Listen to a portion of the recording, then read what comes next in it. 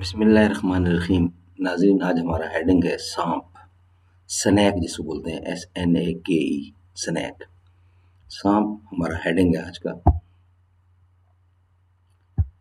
ناظرین، سانپ ایک رینگنے والا جانور ہے جو جانوروں کی زمرہ بندی یعنی اینیمل کلاسیفیکیشنز رپ رائل سے تعلق رکھتا ہے۔ یہ خرطدہ سانپ اپنی زبان کیوں باہر نکالتے ہیں، یہ سرخی ہے اس ہیڈنگ کی کہ سانپ کیوں اپنی زبان باہر نکالتے ہیں۔ سانپ میں یہ صلاحیت نہیں ہوتی کہ وہ اپنے نتنوں کے ذریعے ہوا اندر کھینچ سکیں اور تیزی سے اپنے شکار کی بو سونگھ سکیں۔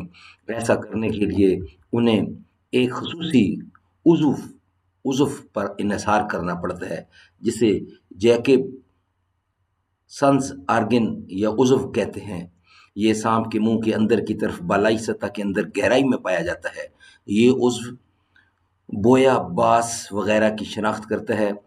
دو شاخیں جیسا سرا رکھنے والی زبان کو بار بار اور تیزی سے اپنے منہ سے نکال کر سانپ بو کر جیکب سنس آرگن تک اس کے ذریعے پہنچاتے ہیں۔ سانپوں کو دو شاخہ زبان حساس انٹینا کی طرح نہ صرف فضا میں سے بو کو جذب کرتی ہے بلکہ شکار کے مقام، سمت اور رفتار کے بارے میں بھی معلومات مہیا کرتی ہے۔ اس کا کام کسی حد تک ریڈار کی طرح کا ہوتا ہے۔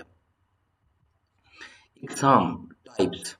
سانپ کی بہت سی اقسام ہیں۔ کچھ زہریلے بھی ہوتے ہیں، کچھ سانپ پانی میں رہتے ہیں تو کچھ زمین پر رہتے ہیں۔ اس کے علاوہ کچھ سانپوں میں اڑنے کی صلاحیت بھی ہوتی ہے۔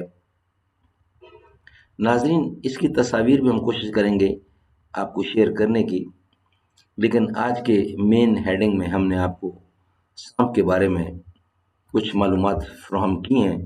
انشاءاللہ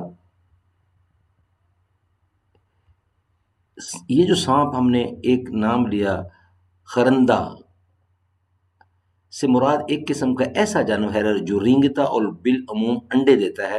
عام مثالوں میں چھپکلیاں، سانپ، مگرمچھ وغیرہ شامل ہیں۔ یہ جس کو ہم ریپٹائل کہتے ہیں، یہ سے تعلق ہے جس کا۔